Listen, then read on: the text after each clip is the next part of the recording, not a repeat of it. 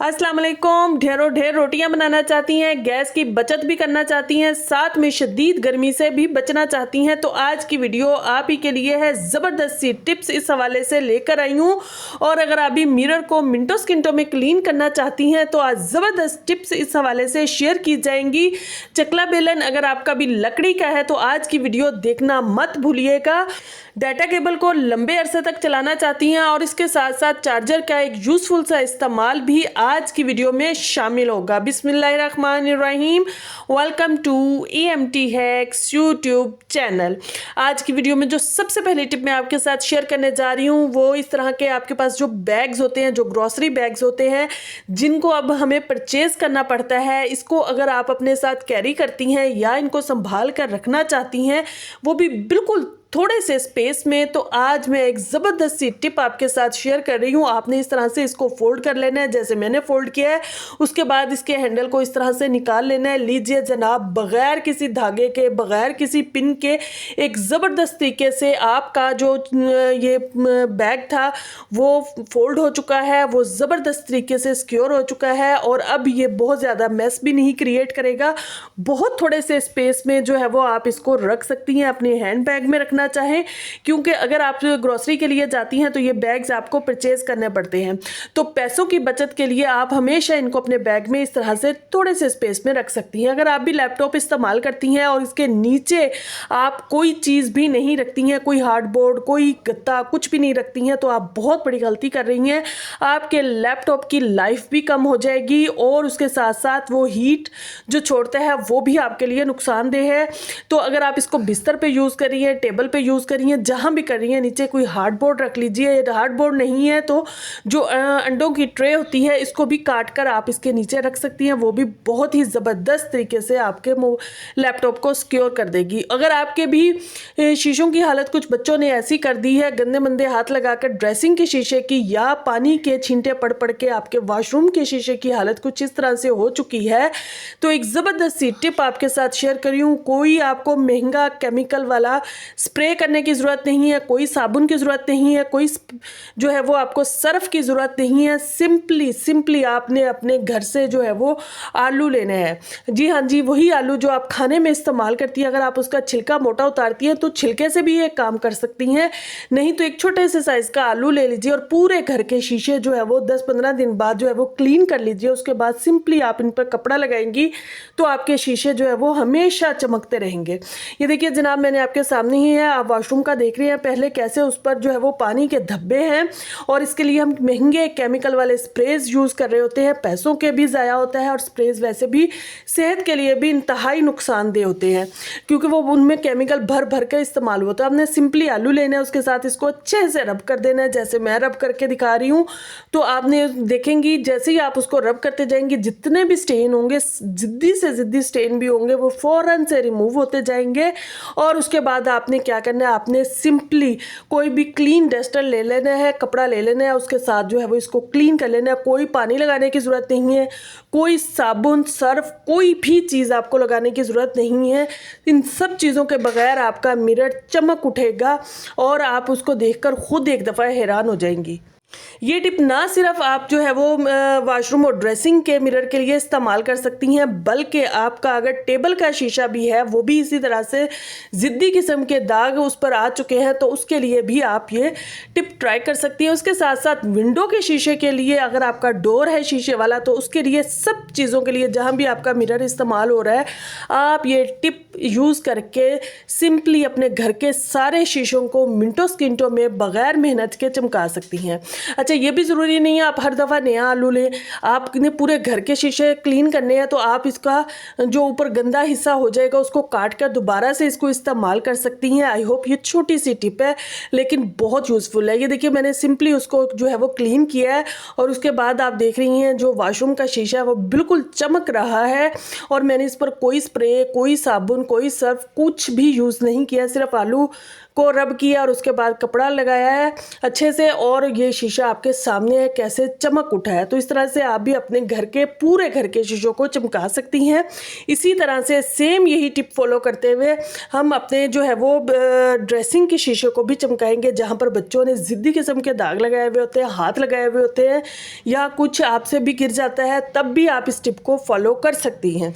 लीजिए जनाब, अब आपने ड्रेसिंग का शीशा भी देखा था, उस पर भी ज़िद्दी किस्म के दाग थे, बच्चों के हाथ के निशानात भी थे, सारे के सारे दाग धब्बे और ज़िद्दी निशानात सिंपली इसी आलू के छोटे से टुकड़े के साथ हम उतारने जा रहे हैं।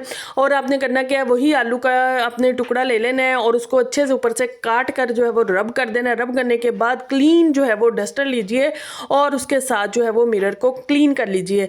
कोई साबुन, कोई सर्फ, कोई स्प्रे, कोई पानी, कुछ भी आपको लगाने की ज़रूरत नहीं है और आपका मिरर जो है वो चमक उठेगा, ऐसे लगेगा जैसे अभी अभी आपने न्यू परचेज किया है।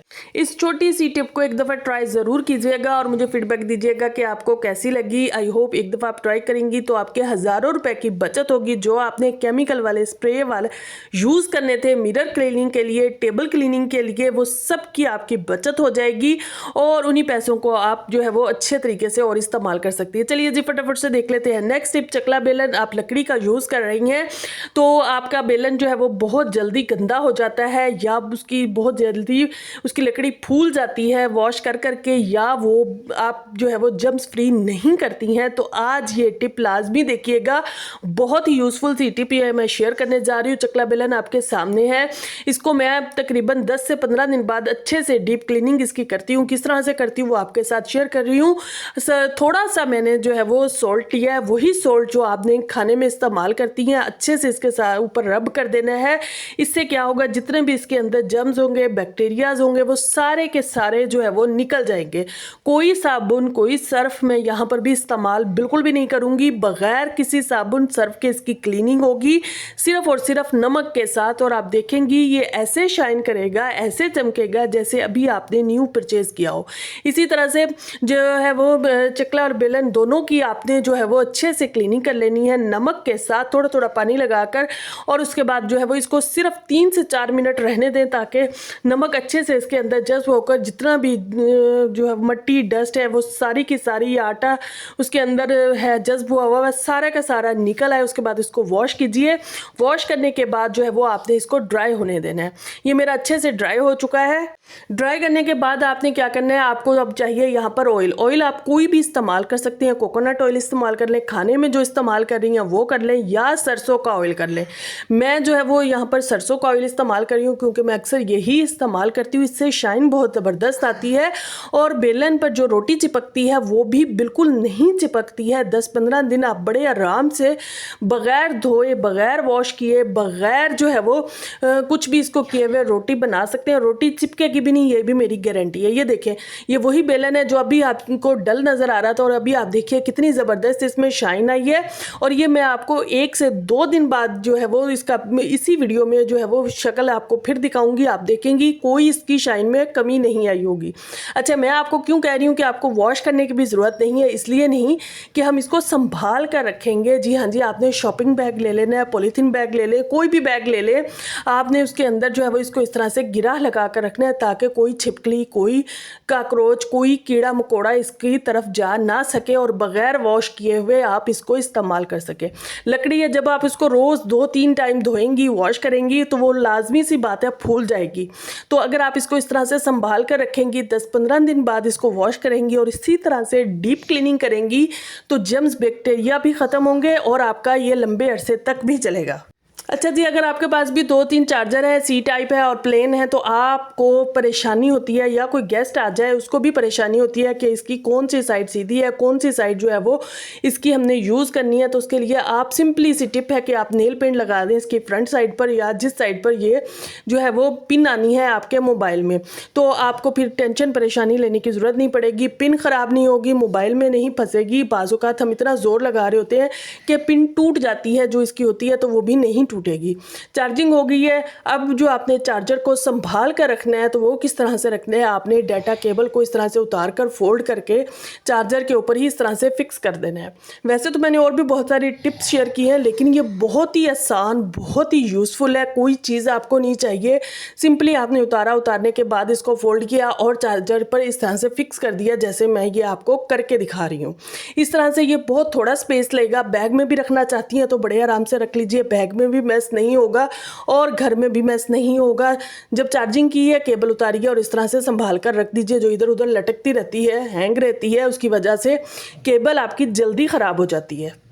और बच्चों वाले घर में तो वैसे भी जो है वो डाटा केबल और इस तरह की केबल्स वगैरह का ध्यान रखना पड़ता है कि बच्चे मुंह में ना डालें, नहीं तो खुदा ना खास्ता कोई बड़ा नुकसान भी हो सकता है। लेकिन अगर आप चार्जर पे नहीं इसको फोल्ड करके रखना चाहती तो अलहदा भी मैंने आपको ये करके दिखाई है, इस तरह से आप रख सकती हैं। चार्जर का एक और यूज़ आप कैसे कर सकती हैं, ये देखिए आपके पास जो है वो कोई मोबाइल स्टैंड नहीं है, वीडियो शूट करने के लिए स्टैंड नहीं है, तो आप इस तरह से ना सिर्फ बच्चों को लगा के दे सकती हैं मोबाइल, बल्कि ख़ुद भी यूज़ कर सकती हैं और यहाँ तक कि आप इससे वीडियो भी बहुत ज़बरदस्त तरीके से बना सकती हैं। है ना यूज़फुल सी और कमाल की टिप। अगर अच्छी लगी हो तो लाजमी से वीडियो को लाइक कीजिएगा, चैनल को सब्सक्राइब कीजिएगा और कमेंट में अपनी राय का इजहार ज़रूर कीजिएगा कि आज की वीडियो में कौन सी टिप अभी तक आपको अच्छी लगी। आजकल हमें बहुत सारे मसाइल का सामना करना पड़ा है, उनमें से एक गैस की शॉर्टेज है और उसके साथ साथ शदीद तरीन गर्मी भी है। जहां पर गर्मी स्टार्ट हो गई है वहां पर बहुत ही शदीद गर्मी स्टार्ट हो गई है।